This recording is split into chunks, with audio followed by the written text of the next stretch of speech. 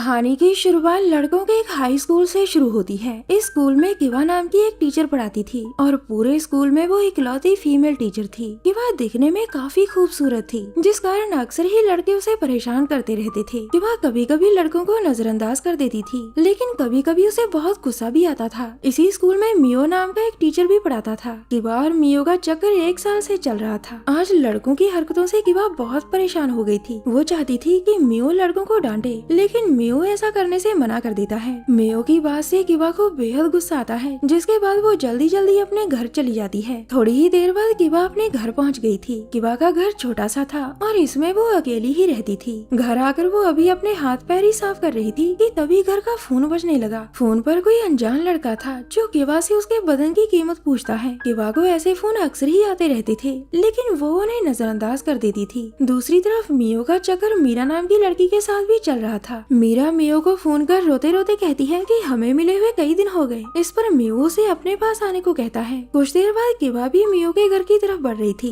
वो मियो के पास जाकर उसे सरप्राइज देना चाहती थी। वो जल्द ही दरवाजे पर आहट करती है, जिसके बाद मियो दरवाजा खोलकर उसे अंदर बुलाता है और फिर वो दोनों एक दूसरे की प्यास बुझाने लग जाते हैं। थोड़ी ही देर बाद फिर से दरवाजे पर आहट होती है। इस बार जैसे ही मियो दरवाजा खोलता है तो उसे अपने सामने मीरा नजर आती है। मीरा भी मियो से मिलने उसके घर आई थी, लेकिन घर में किवा को देखकर वो बहुत हैरान होती है। मीरा को तो लगता था कि मियो उससे प्यार करता है और वो उसी से शादी करेगा, मगर किवा और मियो को साथ साथ देखकर उसके सारे सपने टूट गए। मियो उसे मनाने की कोशिश भी नहीं करता, बल्कि उससे साफ साफ कह देता है कि मैं किसी से शादी नहीं कर सकता। मियो की बात सुनकर मीरा रोते रोते वहाँ से चली जाती है। उसके जाने का मियो को कोई गम नहीं था। वैसे मियो की तरह किवा भी शादी नहीं करना चाहती थी। उसने तो अपने बदन की आग ठंडी करने के लिए मियो से रिश्ता बना रखा था। अब कहानी कुछ दिनों बाद शुरू होती है। एक दिन किवा अपनी सहेली सूजी को फोन कर कहती है कि स्कूल में 2 दिन की छुट्टी है और मैं तुम्हारे पास आ रही हूँ। थोड़ी ही देर बाद किवा सूजी के घर पहुँच गई थी। दोनों लड़कियाँ साथ साथ पढ़ी थीं और दोनों ही बचपन की सहेलियाँ थीं। दोनों बैठकर चाय पीते पीते बातें करने लगती हैं। इसी बीच घर के बाहर आवाज आती है। किवा आवाज सुनकर बाहर देखती है तो उसे सूजी का पति रिन नजर आता है। रिन बगीचे में काम कर रहा था और उसे देखकर किवा की आंखों में चमक आ गई थी। इसके बाद तीनों मिलकर रात का खाना खाते हैं। खाना खाकर रिन और सूजी अपने कमरे में जाकर प्यार करने लगे थे। किवा को अलग कमरे में सोना था, लेकिन सूजी की आहें सुनकर उसके बदन में आग लग जाती है। 2 दिनों बाद किवा अपने शहर वापस जा रही थी, क्योंकि स्कूल की छुट्टियां खत्म हो चुकी थीं। रिन किवा को स्कूल तक छोड़ने जा रहा था। रास्ते में वो किवा से पूछता है कि तुमने अभी तक शादी क्यों नहीं की।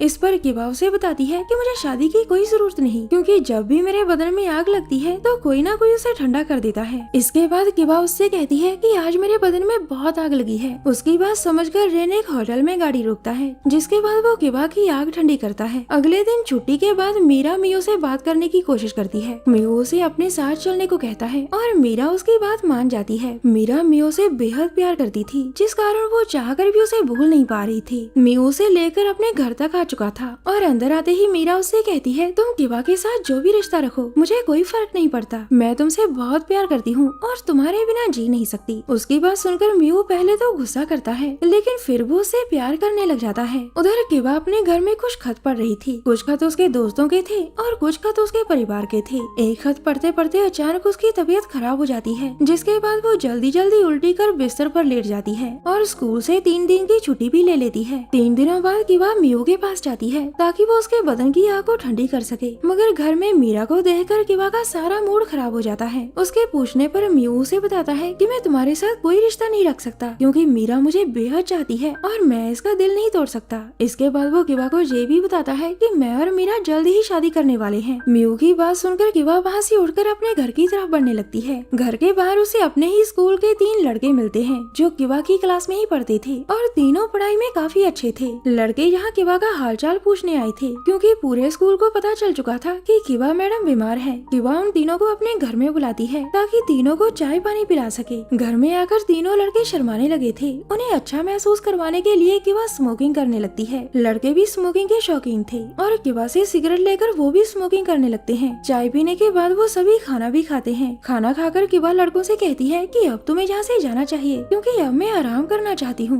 मगर लड़के उसकी बात नहीं मानते। किवा इन तीनों को अच्छा समझ रही थी, लेकिन तीनों के इरादे देखकर वो अंदर ही अंदर डर जाती है। वो चाहती तो सामने वाला चाकू उठाकर लड़कों को भगा सकती थी, मगर उसने ऐसा कुछ भी नहीं किया, जिसके बाद लड़के उसे पकड़कर बिस्तर पर फेंक लेते हैं। इसके बाद तीनों तीनों लड़के बारी बारी से किवा की इज्जत लूटते हैं। इज्जत लूटने के बाद तीनों लड़के रोने लगे थे और वो किवा से माफी मांगते मांगते कहते हैं कि हमें माफ कर दो, हम बहक गए थे। किवा उन्हें यहाँ से चले जाने को कहती है और साथ ही साथ ये भी कहती है कि तुम तीनों ने मेरी इज्जत लूटी है, ये बात किसी को मत बताना। किवा की बात मानकर तीनों लड़के वहाँ से चले जाते हैं और उनके जाने के बाद किवा खुद को साफ करने लग जाती है। थोड़ी देर बाद किवा के घर सूजी का पति रेन आता है। कुछ दिन पहले ही रेन ने एक होटल में किवा की आग बुझाई थी। उसी दिन से रेन किवा का दीवाना बन गया था और आज वो अपनी बीवी से काम का बहाना बनाकर किवा के पास आया था। दोनों पूरी रात एक दूसरे की प्यास बुझाते हैं। अगले दिन रेन और किवा बाजार में घूम रहे थे। रेन के पास काफी पैसा था जिस कारण वो किवा को भरपूर शॉपिंग करवाता है। इसी बीच उन दोनों की नजर सूजी पर पड़ती है जो सामने खड़ी ही दोनों को देख रही थी। दोनों सहेलियां एक दूसरे के पास आकर मिलती हैं, जिसके बाद किवा उन दोनों को अपने घर लाकर खाना खिलाने लगती है। खाना खाते खाते सूजी किवा से कहती है कि मुझे पता है कि रेन कल रात से तुम्हारे पास है, मैं ये चीज बिल्कुल बर्दाश्त नहीं कर सकती और तुम्हारी खुशी के लिए मैं जल्द ही रेन को तलाक दे दूंगी। अपनी बात कहकर वो जैसे ही जाने लगती है तभी रेनो से रोककर समझाने लगता है कि मेरे और किवा के बीच कुछ नहीं। इसी बीच किवा सूजी से कहती है कि रेन एक अच्छा आदमी है, तुम्हें इसे तलाक नहीं देना चाहिए। इसके साथ ही वो झूठ भी बोलती है कि मेरे और रेन के बीच कुछ भी नहीं है। किवा की बातें सुनकर रेन हैरान था।